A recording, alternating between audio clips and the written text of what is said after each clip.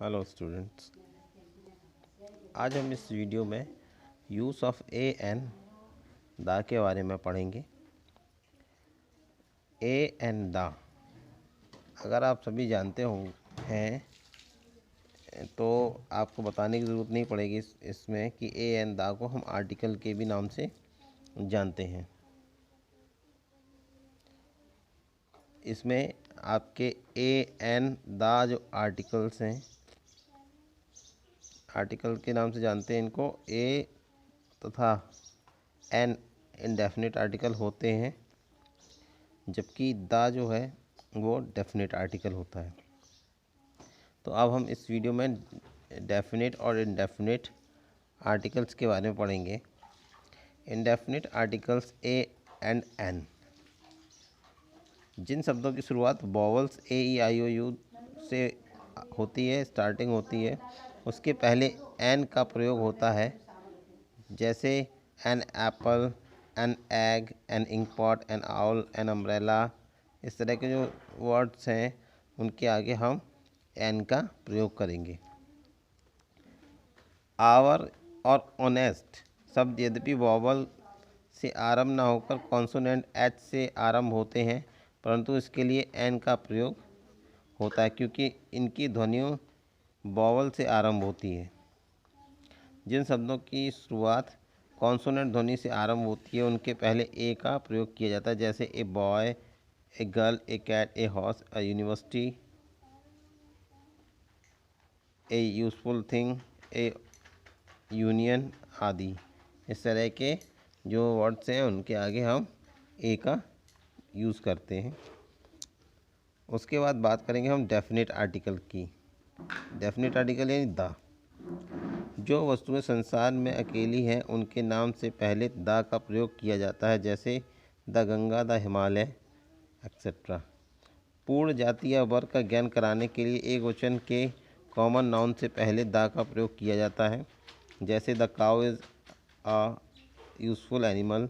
The का प्रयोग नदियाँ, पर्वतों, समुद्र, प्रसिद्ध इमारतों से पूर्व किया जाता है। जैसे the Yamuna, the Bay of Bengal, the Red Sea, etcetera.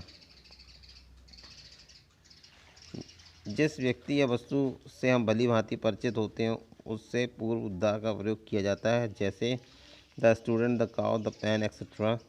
प्रसिद्ध पुस्तकों तथा विशिष्ट वस्तुओं के नाम से पहले, जैसे the Ramayana, the Bible, the Taj Mahal, the sun, the earth, the moon आदि।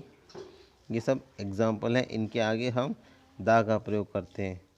तो इसमें आपने स्टूडेंट देखा कि इनडेफिनिट आर्टिकल ए एन और द जो है वो डेफिनेट आर्टिकल है। और ए एन का प्रयोग हम करते हैं, ए का प्रयोग हम जो शब्द कॉन्सोनेंट से स्टार्ट होते हैं वो उनके आगे ए लगाते हैं, जो वॉवल से शुरुआत करते हैं उनके आगे एन लगाते हैं। और द का यूज़ हम उनके लिए करते हैं जो प्रसिद्ध चीज़ें हैं या जो अकेले एक ही मात्र चीज़ है उनके लिए प्रयोग करते हैं।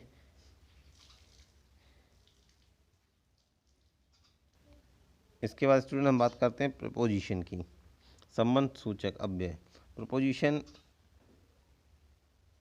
वह शब्द जो किसी नाउन या प्रोनाउन से पहले प्रयुक्त होने का संबंध किसी दूसरे नाउन या प्रोनाउन से प्रकट करता है, प्रपोजिशन कहलाता है। A proposition is a word placed before a noun or a pronoun to show its relation with another noun or pronoun. Example: Ram lived in Delhi. He sat on a chair. He went to college. उपरोक्त उदाहरणों इन, on, to, into ऐसे शब्द हैं जो noun और pronoun से पूर्व प्रयुक्त होकर पहली वस्तु व्यक्ति का संबंध दूसरी वस्तु या व्यक्ति से प्रकट करते हैं, अतः ये सभी प्रपोजिशन कहलाते हैं। अब यूज़ ऑफ प्रपोजिशन हम कैसे करेंगे ये देख लीजिए स्टूडेंट्स। यूज़ ऑफ प्रपोजिशन इन और इनटू का हम यूज़ कैसे करेंगे। केवल किसी स्थान के भीतर के लिए इन तथा एक स्थान से दूसरे स्थान में गति दिखाने के लिए इनटू का प्रयोग करेंगे। जैसे he was in the class, he was in the class मतलब कक्षा के भीतर। ही वॉक्ड इनटू द गार्डन, बाहर से बगीचे में गया, तो इसलिए इनटू का यूज़ होगा। एट और इनका। एट और इन में क्या है, देखिए स्टूडेंट, देशों तथा बड़े नगरों के लिए इन का प्रयोग किया जाता है तथा छोटे कस्बों व गाँव के लिए एट का प्रयोग किया जाता है। जैसे कि she live in Allahabad, they live at Shimla.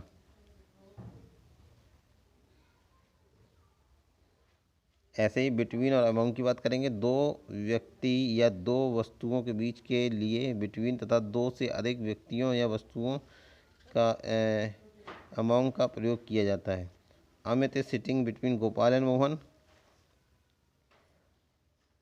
Amit is sitting among his friends. तो आपको समझ में आ गया होगा अमंग और बिटवीन में।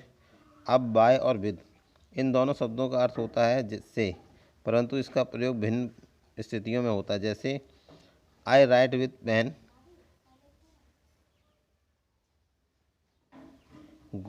Godan was written by Premchand. In और आफ्टर, इन भविष्यकाल की अवधि बताता है, जबकि आफ्टर का प्रयोग भूतकाल की अवधि के लिए किया जाता है। जैसे कि he will read this book in a week, they will go to Meerut after a month. तो यहाँ इन और आफ्टर में भी डिफरेंस आपको पता चल गया है। ऑन, अपॉन, ऑन टू, पर के अर्थ में ऑन स्थिरता व्यक्त करता है, जबकि अपॉन से गति मालूम होती है, और ऑन टू का प्रयोग नीचे से ऊपर की ओर किसी वस्तु पर कूदने के लिए होता है। जैसे the book are on the table, the cat jumped upon the ground,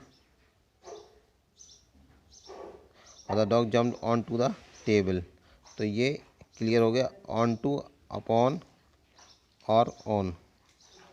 अब बिफोर और विद इन, बिफोर का प्रयोग समय की ओर संकेत करने के लिए किया जाता है तथा विद इन का अवधि के भीतर के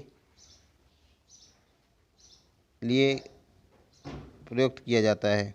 we shall come here again before इतना, I shall go there within a fortnight, she came there before us. Since और फोर का यूज़ कैसे होगा, देखिए इन दोनों शब्दों का प्रयोग से समय के लिए किया जाता है, परंतु सिंस का प्रयोग निश्चित समय के लिए तथा फॉर का प्रयोग अनिश्चित समय के लिए किया जाता है। जैसे he has been suffering from fever since last night, he has been suffering from fever for 2 days।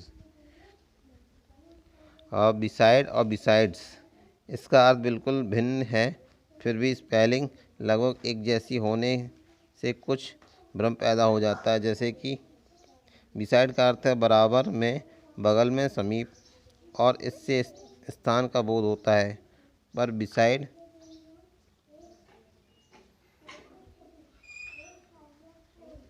का अर्थ होता है अतिरिक्त, इन एडिशन टू। जैसे our school is beside a canal, came and sit beside me, beside a car he has a scooter, he saw the Red Fort beside the Taj Mahal. तो ये था student preposition, और हमने आर्टिकल्स के बारे में पढ़ा, ए एन द का, और इसको ध्यान से पढ़िए, समझिए, और जो भी आपकी प्रॉब्लम्स हैं वो मुझसे आप पूछ सकते हैं। Thank you.